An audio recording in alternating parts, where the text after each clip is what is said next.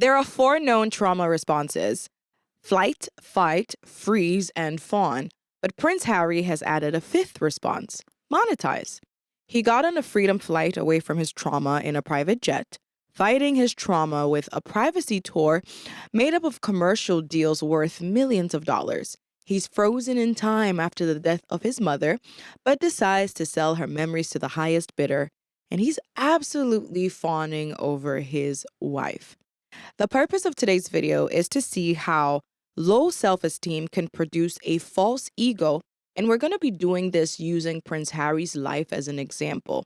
We will be taking a journey through some moments of Harry's past to his therapy session with Gabor Mate, all the way up to him giving his children titles.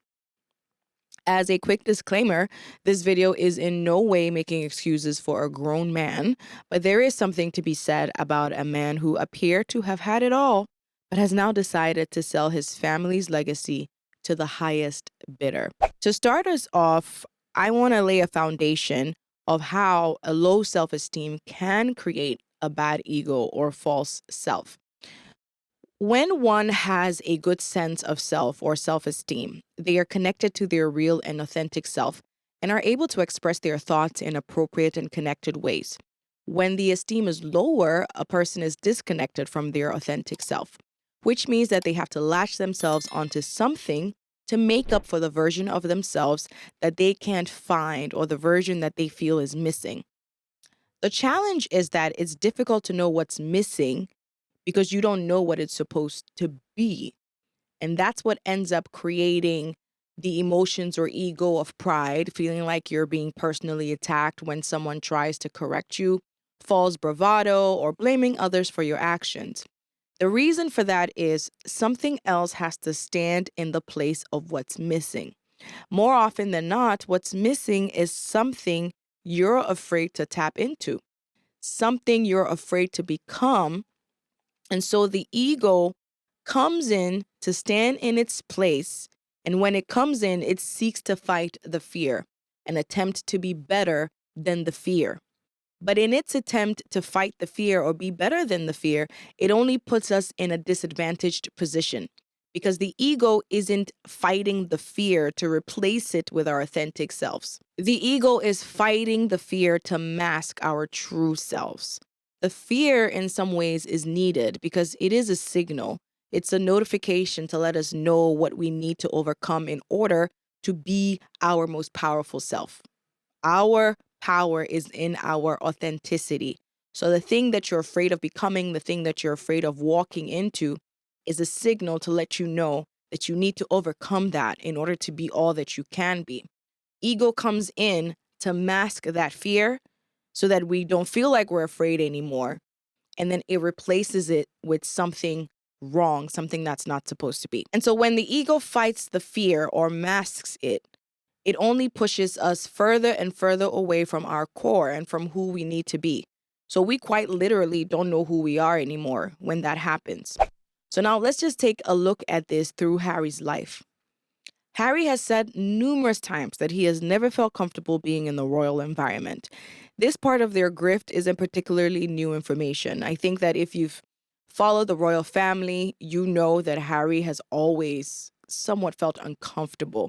The only thing for me in particular, I just didn't think or expect him to be reduced to the point of tainting his family to the public. So for Harry, he's in a space where he doesn't feel seen. Being the royal environment, he's in that space where he doesn't feel seen, he doesn't feel connected, he doesn't feel heard or understood. And it's not necessarily because of what others are doing to him or what others are inflicting upon him, but it's because of his own internal struggles.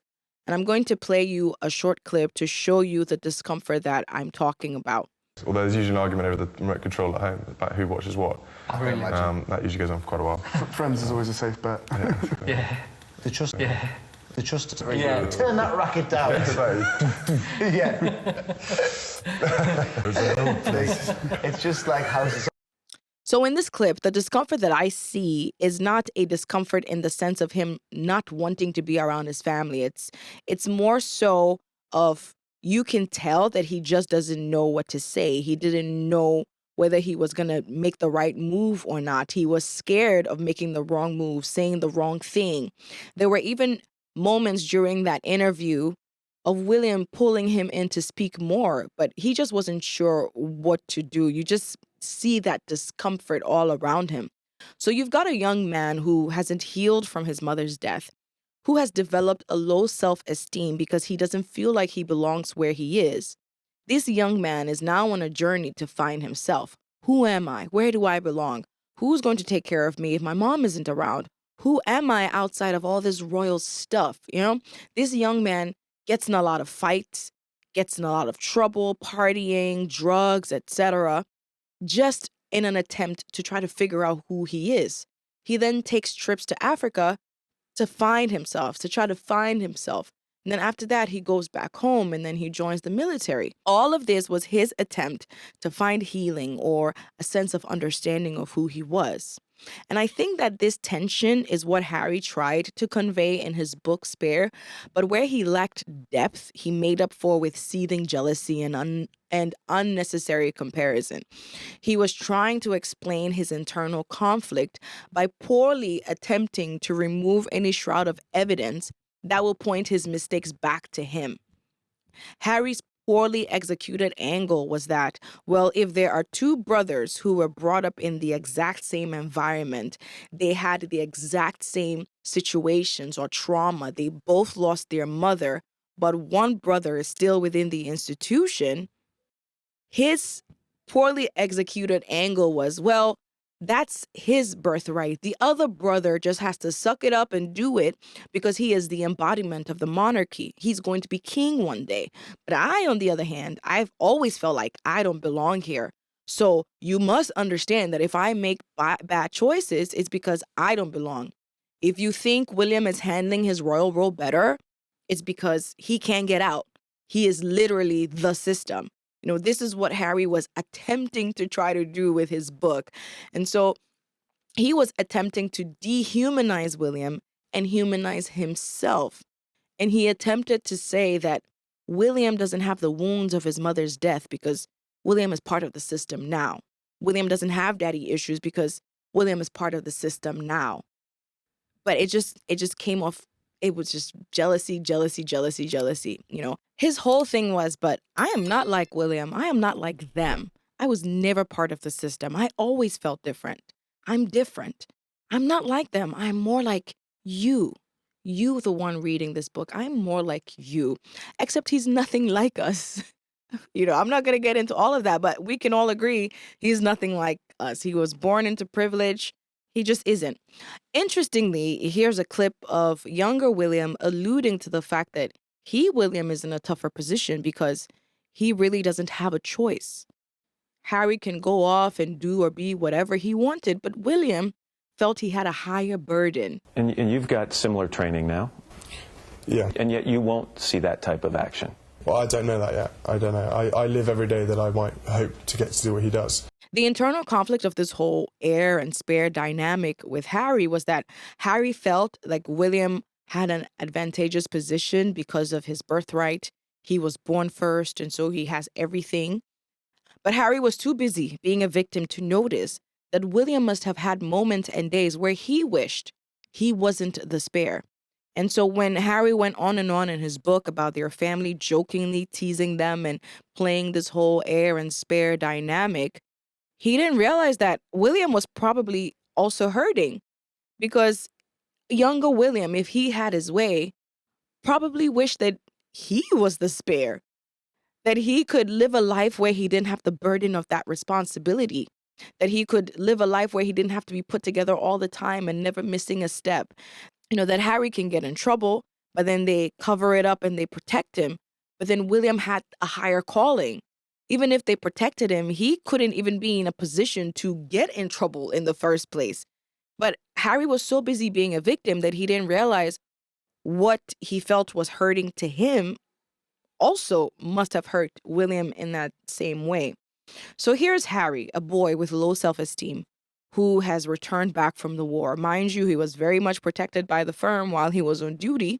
He did have some perks being in the military, but he returns back from the war, goes home. Unsure of what his next step in life would be, he joins the family business and becomes a working royal. Young Harry starts working as a royal and then realizes, I'm actually really good at this. People like me. Wow, this is fun. Diana's boy has the charm and charisma of Diana. Diana's boy is the one people came to see, just like they did Diana. I really am Diana's boy. The boy who thought the royal environment was no place for him. The boy who thought his only reason for existence is to give William a kidney or bone marrow. The boy who thought that he was just a spare comes home and makes himself believe that he is better than the heir. The foundation of his belief was crumbling. I am the spare who should have been the heir. Do you see how this is all playing out? So there's this internal struggle of, I hate this place, but I now feel I'm better at the job than them. And we established in the beginning of this video that if you don't know who you are, your low sense of self latches onto something to make up for it. In an attempt to fight against what you're most afraid to step into, you create a false sense of self. You create an ego. And this is the point where Harry started to walk in a false sense of self. Harry always hated being around the royal family. Everybody knows how much Harry loves Africa and wants to be in Africa. You know, I don't know how well this would get out, but I'd probably live in Africa. I'd like to spend all my time out there. But in order to exist in a space he grew up in but felt foreign to, he had to latch onto something else. And that thing made up for the fact that he was too scared to walk into who he actually is or what he actually wanted, which we believe is stepping away from royal life, living in obscurity somewhere in Africa. So what Harry's low self-esteem latched onto was a false sense of success. This is the ego that was created. The ego created was what he thought success looks like. So in order for Harry to feel adequate, he has to feel successful on some level or in some capacity, even if that success is not authentic and is not real. What that looked like in the early phase was Harry coming home from the war and being a working royal and realizing that he was loved by the public and he was the most favorable royal member. This right here was the ego of Diana's shadow. So we saw Harry looking like he was great. He loved it. But Harry just felt like he was the reincarnated Diana. That wasn't the real him.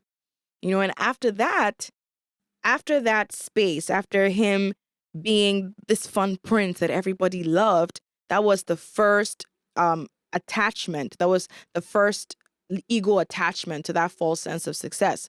The next ego attachment was he lashed himself on to being the spokesperson for mental health. Here's a video of Harry, William, and Catherine talking about mental health. Why heads together and why mental health?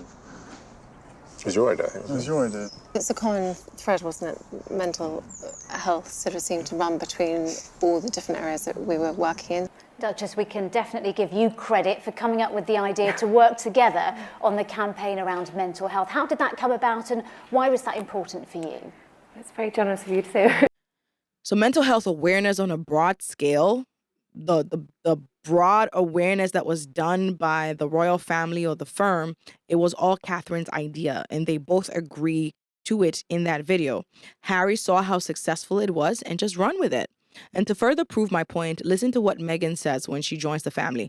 This is the Fab Four when they had their press conference or interview or whatever regarding the Royal Foundation. Listen to what Meghan says. You know, to see the model of the foundation is really interesting because while I've worked with larger NGOs, or I've also worked with really small grassroots organizations where you can see a higher level of impact, in my opinion, because there's a lot less red tape. What you're seeing here, and what I noticed with Heads Together from a global perspective, because I wasn't here obviously when it was happening, was the power of convening all of these smaller organizations who have the same issue but need that extra push and support. Under this umbrella, you're able to achieve that, and the impact they all made with Heads Together was tremendous. So I'm very excited to be able to work on initiatives similarly and that can have that same sort of impact globally. There were sort of all these underlying causes across so many different sectors. Mental health just kept on flagging up every time, whether it's with addiction or school support. So it's clear that he tagged himself onto mental health awareness, because his ego of false success needed that attachment. It has to latch itself onto something.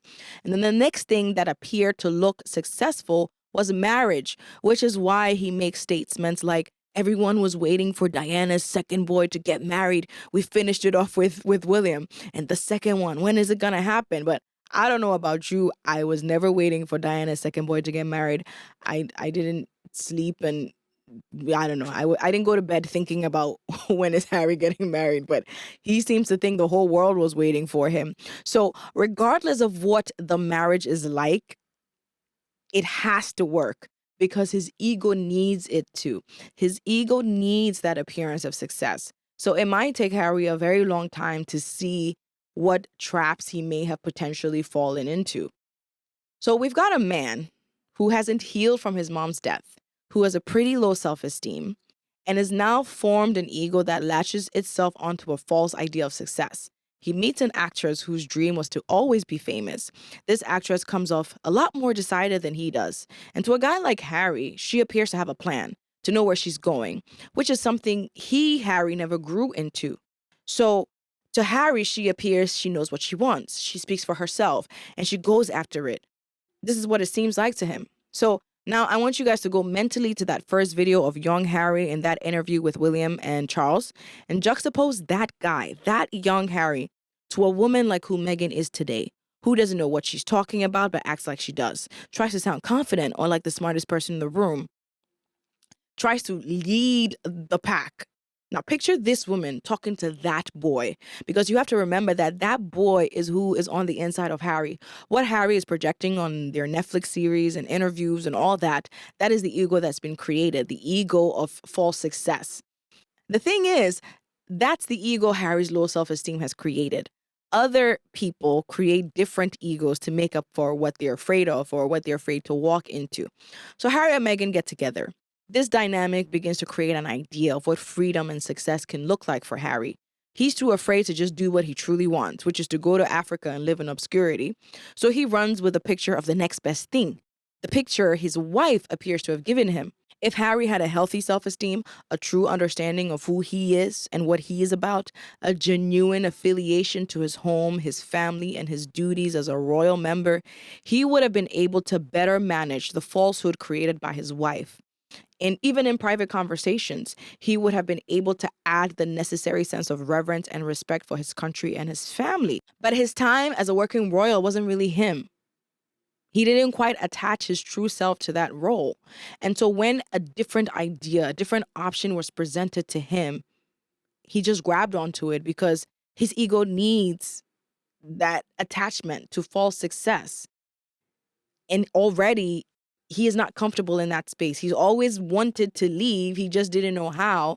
And he is not strong enough, courageous enough, bold enough to step into himself, to step into his authentic self.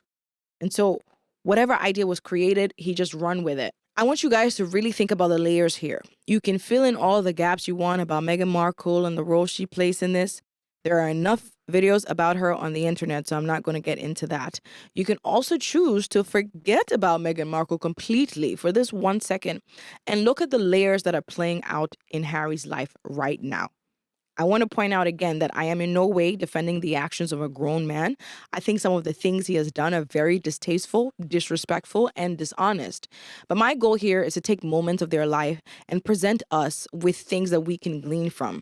And if we can all look at Harry's life from this perspective and see how we or someone we know might be latching onto a false ego for fear of what or who we're afraid to walk into, I will consider my job done, relatively, for the most part. So the next thing Harry's ego attached itself to is his book.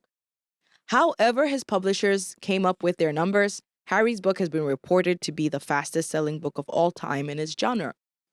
That is successful to Harry. That's why when he talked about the book, he says he's glad he wrote and published it. Why? The ego is satisfied. It's not about the hurt he caused his family.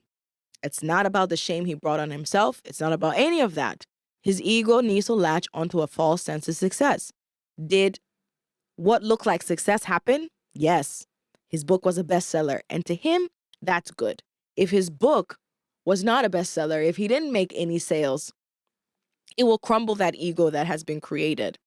And so because he thinks that his book is so great, it's a bestseller. This then drove him to sit with Dr. Gabor Mate for a public therapy session. His ego thinks that he's a representative for mental health who wrote a book that in his mind sets people free. From the onset of Dr. Gabor Mate's therapy session, Harry talks about how vulnerability is a powerful tool that can be used to help people, and how Harry, sees the work of his book as this tool. I think that what Harry fails to realize is what makes vulnerability powerful is when it comes from a place of overcoming. It's not just about divulging private information about you or your family that gives power to vulnerability. It is knowing that because you are now standing on the other side of whatever held you back, we can also do the same. So talking about using drugs in the past, present, and future in a climate where people are losing their lives over drug use and drug abuse is not the power of vulnerability. It is irresponsible. Talking about private conversations with your family members, text messages that should stay between you and your family members is not vulnerability. It is irresponsible. Talking about you wanting to harm your family or thoughts that you had to harm your family, put your family in danger is not vulnerability. It is irresponsible. But Harry is completely missing the power of what vulnerability can do. I do have to say, though, that Harry writing about how he dealt with losing his mother was something that appeared to have resonated a lot with people that have lost a parent or a loved one. He gave people insight to why they felt the way they did about their losses, in addition to helping them not feel alone. And that part of his book did speak to what the power of vulnerability can do. Everything else was just like, why? Why? Why? I would like to get out of the way all the things I disliked about their therapy session. This is Gabor Mate and Prince Harry. Number one, Gabor Mate publicly diagnosing Harry was unethical. Gabor Mate isn't even in a position to diagnose a person. There was also no clear disclaimer regarding drug use in the conversation, a disclaimer to let people know to see their own physicians and not to take Harry's word as truth or fact, a disclaimer to let people know that conversations on drug use should not be taken as Bible.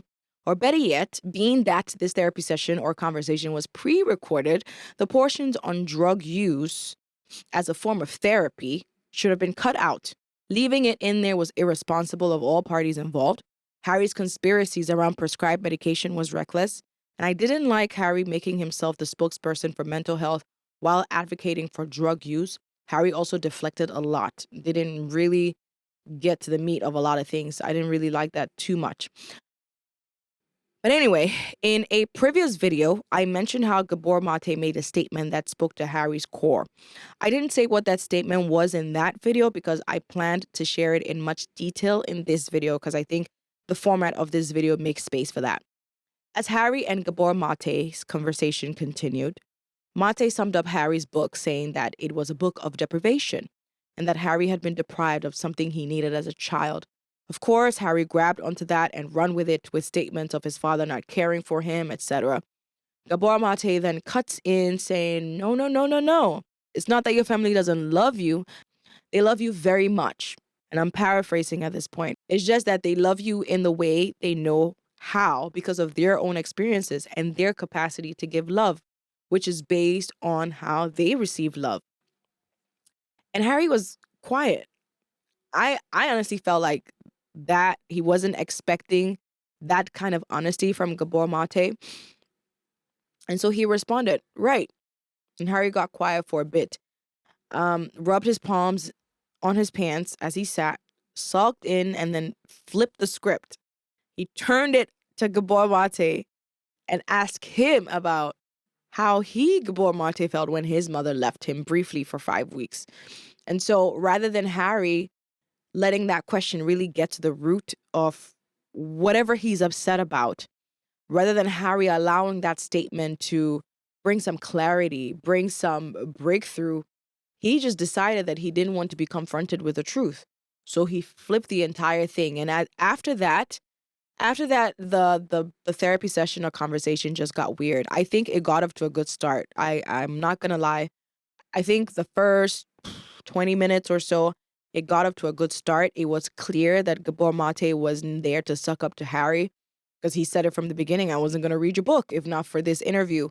it came off to me that he didn't really, he didn't really look to Harry as this prince. And Gabor Mate didn't give off that vibe of, I just want to suck up to your royal highness, But after Harry did this deflection thing, then it just became this whole Harry trying to sound pseudo-intellectual. Let me prove to you that I know what I'm talking about. And yeah, it was interesting. I think that was the point where the conversation was lost, because then it became very evident that they both came into the conversation with different agendas. And so I noticed that Gabor Mate would try to steer the conversation back to why he was there, and then Harry would steer the conversation away to why he was there. It's like Harry really wanted Gabor Mate to just keep going on and on about why Harry is sad or why Harry has a right to be a victim. Like, you could tell that's what Harry came there for someone to co-sign his victimhood. And Gabor Mate came there for a totally different reason. I think he wanted to use his opportunity to show that he is this trauma expert, and Harry wanted to use the opportunity to show that he is this victim that needs to be loved. And it got weird. Like, at that deflection point, when Harry threw the conversation on to Gabor Mate, that's when they lost the conversation. They weren't listening to each other. They weren't responding to each other. They were just on their own agendas. And I think I've been hearing different perspective around Gabor Mate, but I actually didn't read it as him sucking up to Harry. To me, it came across like Gabor Mate noticed at that deflection point that Harry wasn't going to listen to him. And so he just ended up becoming passive. That's what it looked like to me. It was like, oh, this guy is not here to listen to me. This guy doesn't care. All right, hey, you're so smart. Oh, wow. Oh my goodness. You figured this whole thing out. And I mean, I do that sometimes in my personal life. Like, when I'm trying to give people advice or counsel them or steer them in a particular direction, and they come off like, oh, no, I know what I'm talking about. I know what I'm doing. I sort of just get passive. I get like, okay, I mean, if you know what you're doing, I don't know what I'm here for. So I quickly switch into this sort of, I don't know, like agreeance. Like, okay, yeah, sure. Wow. Oh, great. Go ahead. Do your thing. And I think that's what I saw. I just saw this. Yeah, Gabor Mate just went into passive mode because he could tell there was no getting through to Harry. Harry wanted to prove that he's fine. He's got it figured out. I'm Mr. Mental Health Awareness or whatever. So anyway, so right now, what is Harry's ego attaching itself to? You guessed it. Attaching itself to the children's titles, because that is also a false sense of success. And it is by far the most hypocritical situation that we have seen from Harry and Meghan. They claim their children were not given titles because of racism. But we all know it had nothing to do with racism. It was just about the Ascension Order. Like, Charles just had to be king in order for their children to get titles. So if Meghan didn't understand how it all worked, Harry definitely knew how it worked. He knew that all they had to do was wait for Charles to become king for their children to have the titles of prince and princess. Because, like, in that time frame when there was a whole conversation about titles, no titles, whatever, the palace had offered them other titles just to make up for it. Earl, like an earl title, and they didn't want it because they wanted the first title of their children to be prince and princess. So I think that they do or they did understand the whole concept of the Ascension Order. But what I think they really wanted was for the Queen to create another letters patent, to alter the law and the custom altogether so that their children will automatically be allowed to be prince and princess, even though the Queen was still alive. I think that's really what they were complaining about. And now it is all in their face. They just didn't want to wait for the natural order of things, being that Charles had to be king. They wanted it now. Do it now. and ended up crying racism. These are the people who said they hate the monarchy, they want nothing to do with that organization, and they have now tied their children to that organization. Harry openly said he doesn't want an institution, he wants a family. And he's now made his children part of that institution. Harry, who said he wanted to wait until the children are old enough to make their own decision about wanting titles or not, has now given their children titles and announced it on People magazine. See, the attachment of success. He just wants to feel like he won. He just wants to feel like he has the upper hand. And it's so dangerous. It is so dangerous when you don't know who you are, when you haven't done the work to flesh out all the false narratives of your own life, when you haven't done the deep work to understand who you are at your core, and your ego just takes over. It is so dangerous. So what happens when a person who hasn't figured himself out, doesn't know who he is, creates an ego that attaches itself to false success in an environment that he wants to run away from? This person runs away from that environment, still not knowing who he is or what true success to him looks like, but has a need to satisfy the hunger of success. What happens? Harry happens. And today, Harry is still searching for himself. He has summed his search in these 5 words: Freedom, happiness, clarity, space, love. What all these words mean to Harry for now is to be completely devoid of all restrictions and responsibilities. Freedom means I can be free to talk about drugs without the burden of thinking about what anyone will think. I can be free to write books that report on the lives of my family without caring about the consequences. I'm free like a bird or like a seal. Freedom to Harry now is a temporary trip to a land of no rules. 10 years ago, we all looked at Harry thinking, wow, he's so happy. He's a fun prince. But we now know that that fun prince was an absorbed character. Today, Harry is telling us that when we saw him as the fun prince, he completely hated it and just wanted to move away. He wanted to go to Africa. And in the same breath, he's also telling us today that he's very happy living in Montecito with his wife and kids. Is this also an absorbed character that will fall apart in years? Now, I do not wish a broken marriage or divorce on anyone. I'm sorry to burst your bubble, but it's really not my desire whatsoever. I don't sleep thinking, oh my gosh, I wish they'll get a divorce.